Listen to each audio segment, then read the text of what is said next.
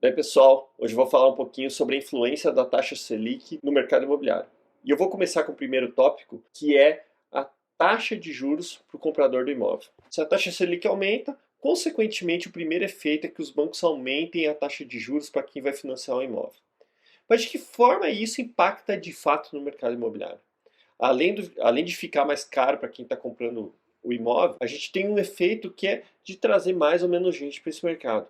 Então eu vou trazer aqui um exemplo numérico para tentar explicar para vocês como isso acontece. Então vamos imaginar, numa situação hipotética, já um financiamento de R$ 500 mil pelo SBPE numa tabela Price, no prazo de 20 anos, ou seja, 240 meses.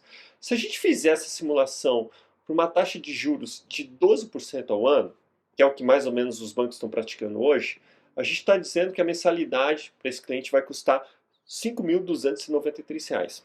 Porém, se essa taxa baixar para 10%, a mensalidade já cai para R$ 4.683. E vamos lá, se ela baixar para 8%, a gente vai falar de uma mensalidade de R$ 4.096. Ou seja, a gente está falando aí de uma prestação que cai R$ 1.200 cada 2 pontos percentuais que a gente baixa na taxa de juros. Mas vamos lembrar que a gente pode comprometer até 30% da renda familiar com financiamento imobiliário. O que isso quer dizer? Que numa taxa de 12% ao ano, a gente vai ter que ter uma renda de 17.650 para que esse cliente financie esse imóvel de R$ 500 mil. Já em 10% a gente está falando em R$ 15.600, enquanto que em 8% nós estamos falando em 13.650. O que isso quer dizer, pessoal? Quer dizer que à medida que a gente baixa a Selic e, consequentemente, baixa as taxas de juros dos bancos, a gente começa a pôr mais gente no mercado. Esse é o ponto de uma influência mais direta na queda na subida da taxa Selic. Vamos para o segundo ponto, que é o custo de capital para o incorporador. E aqui, pessoal, a gente tem que lembrar de onde vem o funding para o famoso SBPE.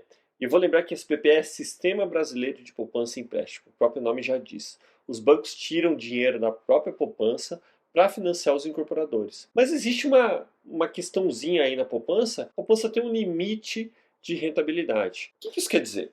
Quer dizer que quando a Selic ela está menor ou igual a 8% ao ano, a poupança paga 70% da Selic mais a taxa TR. Porém, se a Selic ultrapassar 8,5% ao ano, a poupança vai pagar 0,5% ao mês mais TR. Ou seja, se a taxa Selic estiver em 10, 12 ou 20%, a gente está limitado a esse 0,5% ao mês mais TR. E o que isso quer dizer no fim do dia? Que quando a taxa de juros está muito alta, o investidor da poupança ele migra para outros investimentos. Ele vai para um CDI, por exemplo, que vai estar pagando aí a Selic. Isso faz com que a poupança tenha uma grande evasão, que foi o que aconteceu no ano de 2022, por exemplo. Vamos lembrar, gente, que apesar da taxa ter caído nas últimas duas reuniões, a gente ainda está falando numa taxa de 12,15% ao ano.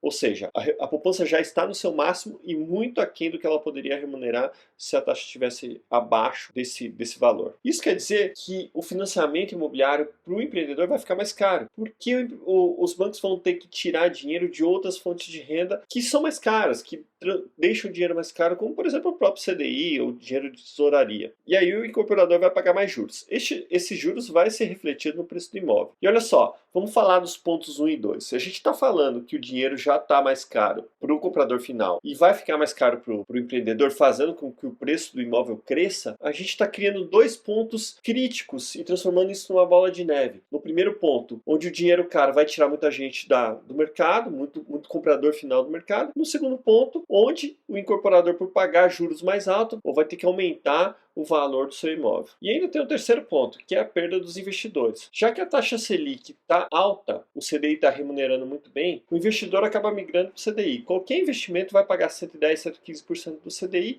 sem qualquer risco, enquanto que no mercado imobiliário a gente conta com muitas variáveis. Prêmio acaba sendo pequeno entre investir no mercado imobiliário e colocar no investimento dito mais seguro, como a renda fixa. Os investidores acabam evadindo o mercado. O resultado é que os pequenos empreendedores que usam o dinheiro do investidor acabam ficando sem funding, já que eles não conseguem acessar o mercado bancário e o mercado de investimento direto acaba se escasseando e ficando muito mais caro também. A taxa Selic ela tem uma influência muito maior do que só deixar o dinheiro para o comprador final mais caro.